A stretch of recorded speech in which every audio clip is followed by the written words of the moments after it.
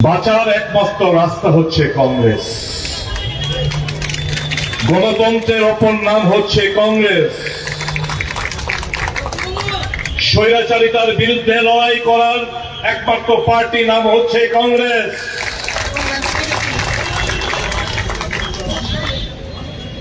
জাতি উপজাতি সমস্ত ধর্মকে বুকে আগলে রাখার নাম হচ্ছে কংগ্রেস। मोहब्बत का দোকানের নাম হচ্ছে কংগ্রেস। ভালোবাসার নাম হচ্ছে কংগ্রেস। এই ঐতিহাসিক দিনে আপনাদের যে সিদ্ধান্ত, বিলম্ব হলো, আদিবাসীরা এখন উপলব্ধি করতে শুরু করেছে যে কংগ্রেসকে শক্তিশালী করতে হবে। শুধু ত্রিপুরা রাজ্যেই নয়, সারা দেশে কংগ্রেসের লহর চলছে।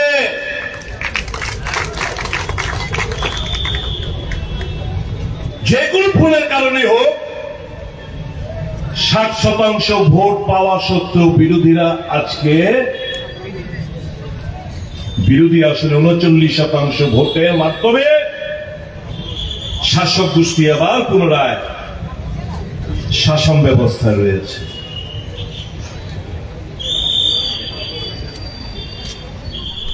মানুষ বাকরুদ্ধ।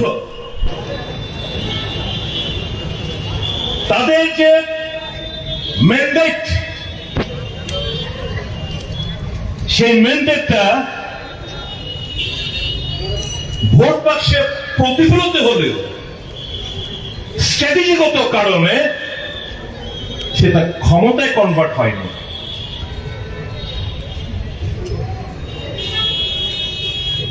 ,39% ভোট নিয়ে এই রাজ্যে টেরিটোরিয়াল কাউন্সিল থেকে শুরু করে যতগুলো নির্বাচন হয়েছে, কোন রাজনৈতিক দল এত কম পার্সেন্টেজ নিয়ে ক্ষমতা দখল করেনি। এই প্রথমবার সেটা হয়েছে।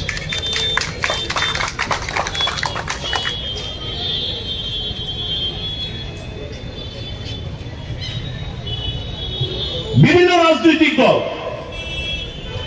বিশেষ করে যারা আদিবাসী বেসড, তারা এতকাল আদিবাসী বন্ধুদের গুমরাহ করেছে। নানা ধরনের স্লোগান, নানা ধরনের ডিমান্ড, জানে এটা কোনোদিন সম্ভবপর না। তারপর এই ডিমান্ডগুলো উত্থাপন করার উদ্দেশ্য হচ্ছে আপনাদের ভাবাবেগকে কাজে লাগানো। ভাবাবেগকে কাজে লাগিয়ে ভোটে আসন তো কিছু জয়লাভ করেছে ঠিকই, কিন্তু পপুলার যে ম্যান্ডেটটা, এই পপুলার ম্যান্ডেটের অপমৃত্যু ঘটিয়েছে।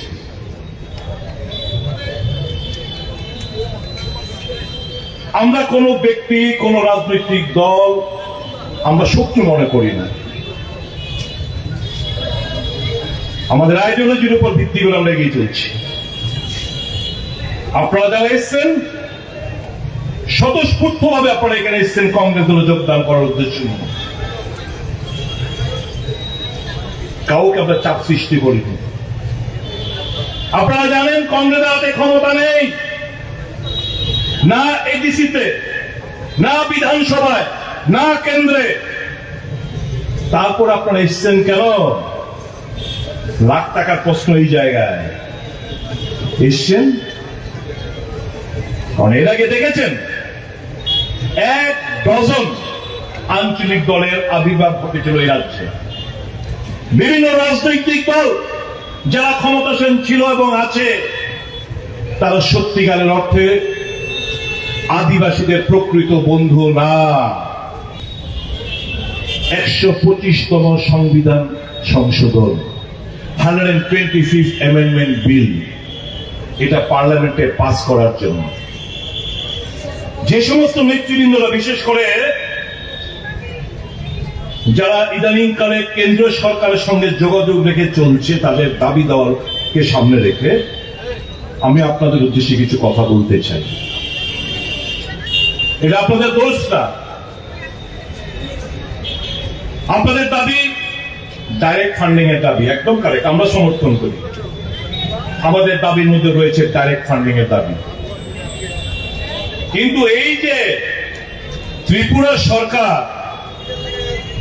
যেই কনস্টিটিউশন অ্যামেন্ডমেন্ট বিলের জন্য যে কেন্দ্রীয় সরকারকে প্রস্তাব পাঠিয়েছিল এবং রাজ্য সরকারের যে মতামত, সেই মতামতের ভিত্তিতে কোথাও ডাইরেক্ট ফান্ডিং এর উল্লেখ নেই। এখানে আর্টিকেল 280 কথা বলা হয়েছে। 280 কথা বলে এখানে সিএ একটা আরেকটা ক্লজ অ্যাড করা হয়েছে। আমরা যদি কনস্টিটিউশনের 280টা যদি আমরা বলি, অর্থাৎ ফিনান্স কমিশন, আমি ছোট্ট একটা জায়গা করছি, the president shall within 2 years from the commencement of this constitution and thereafter at the expiration of every 5th year or as such earlier time the president consider necessary by order of constituted finance commission which shall consist of a chairman and 4 other members to be appointed by the president.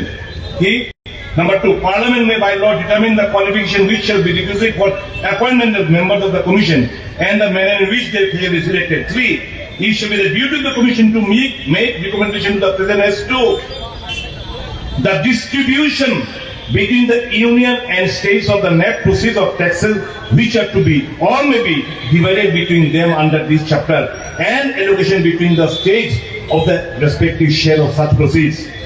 B, the principles which should govern the grants in aid of revenues of the states out of the consolidated fund of India. এই consolidated fund of ইন্ডিয়ার জায়গায় আপনাদেরকে কি করছে, এখানে CA দিয়ে বলছে যে,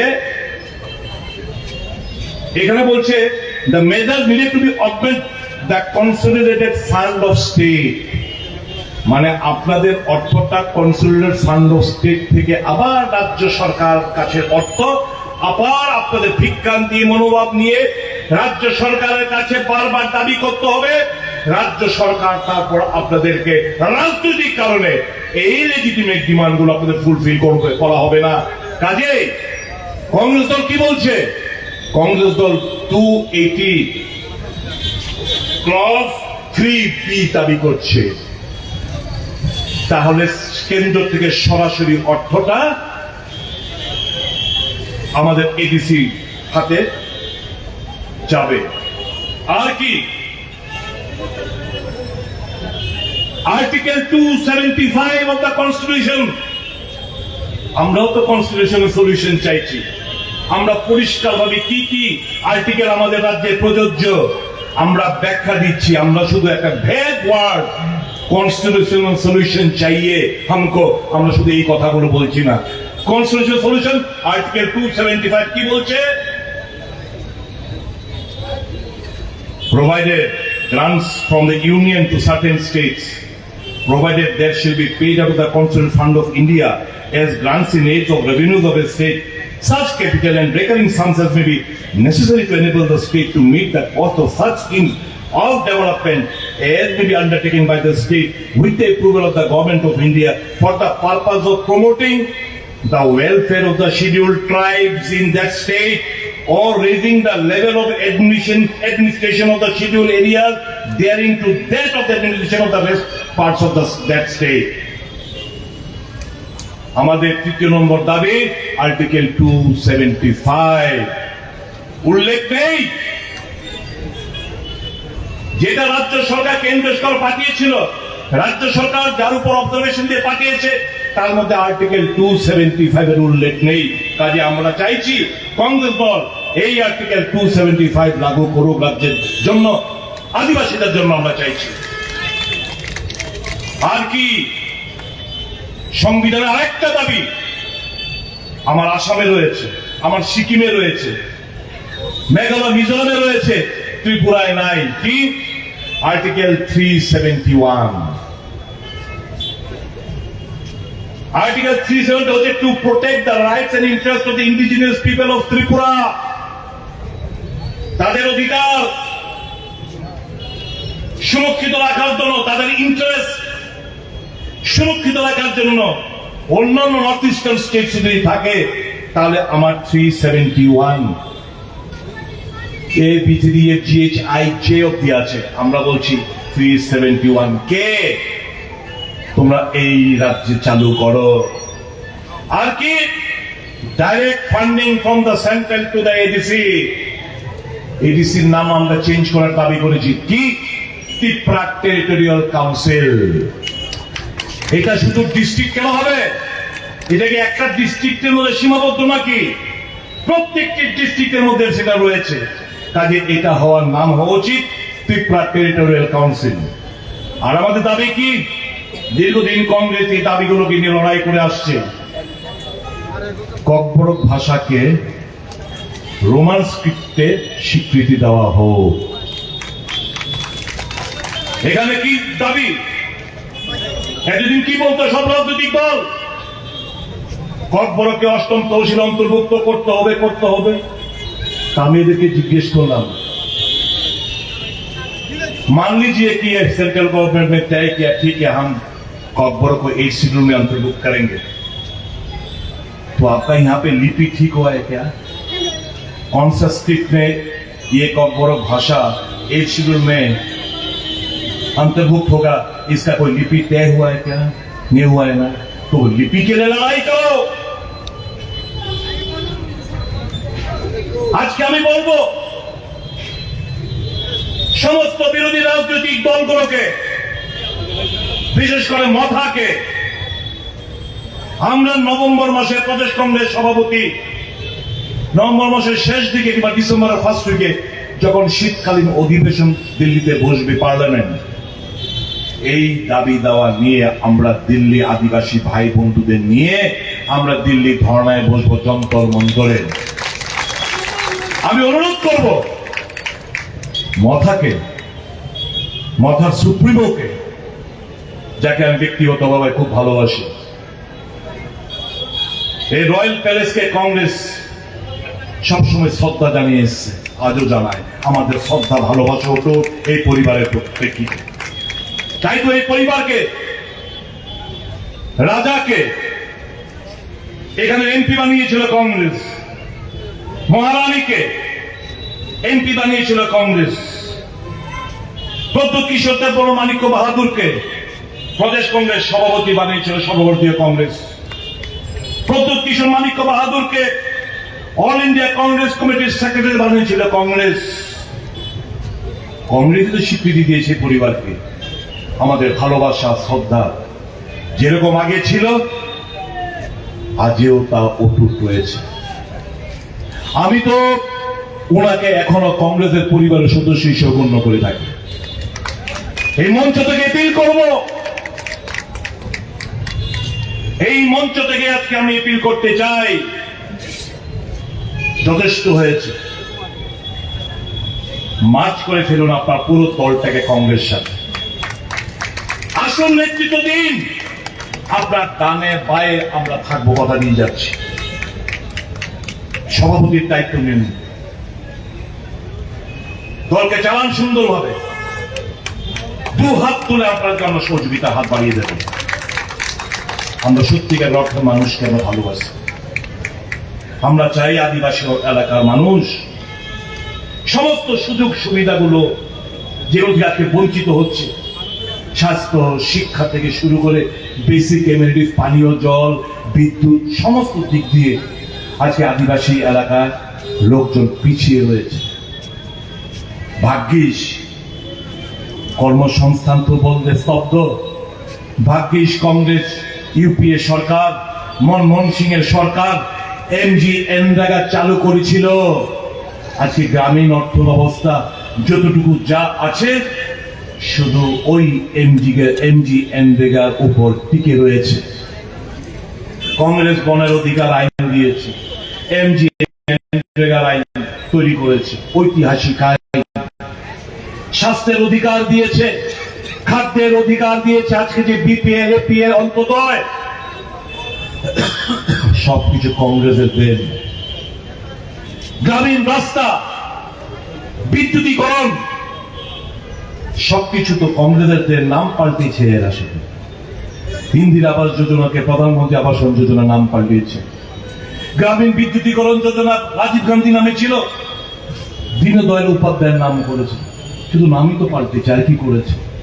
একটি ঐতিহাসিক সিদ্ধান্ত বলুন, একটি ঐতিহাসিক সিদ্ধান্ত বিজেপিকে নেতৃত্বকে বলতে বলুন।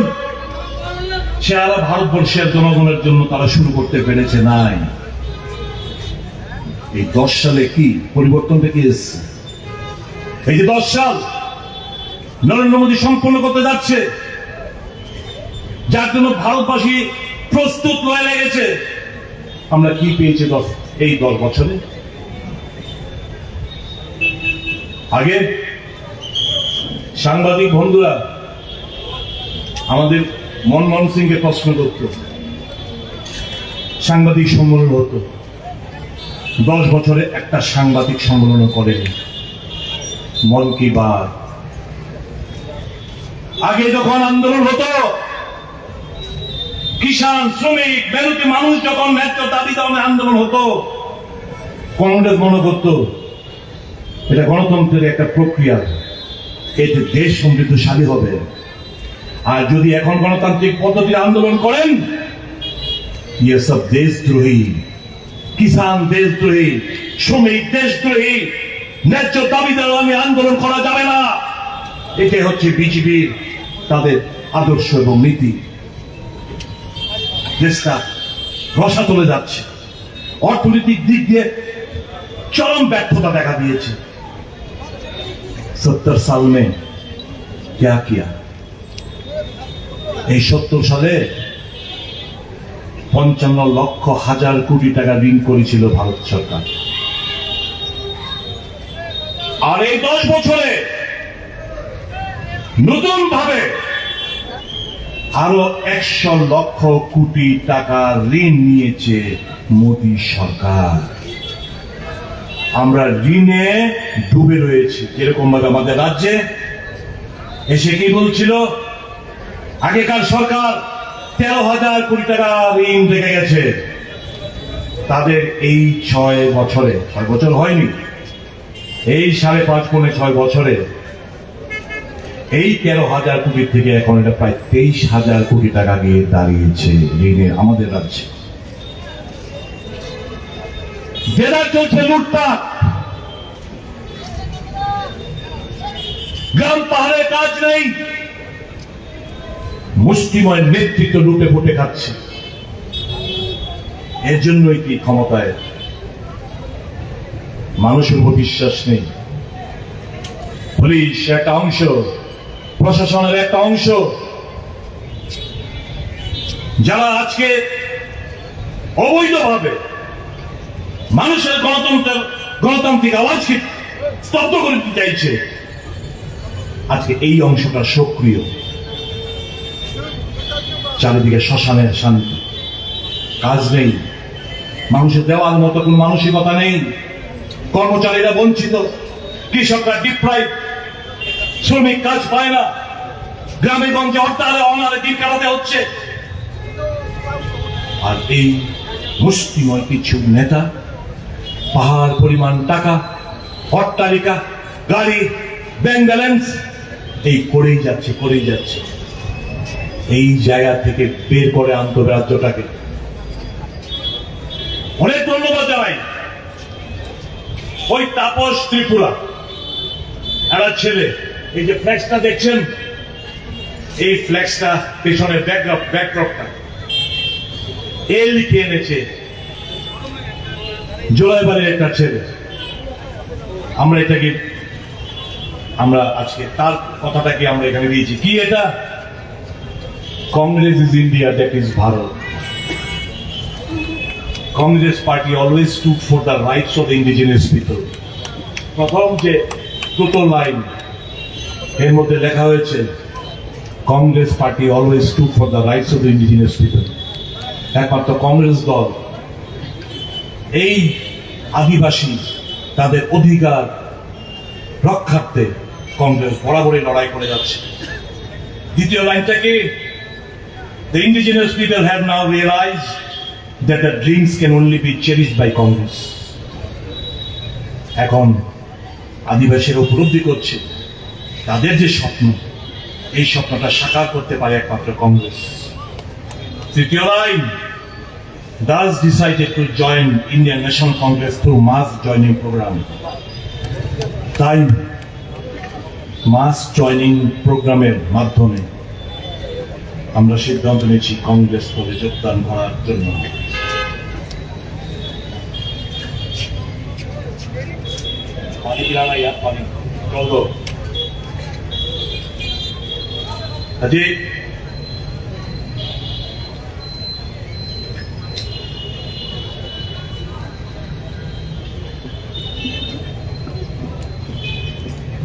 আমি আমার বক্তব্য দীর্ঘায়িত করবো না।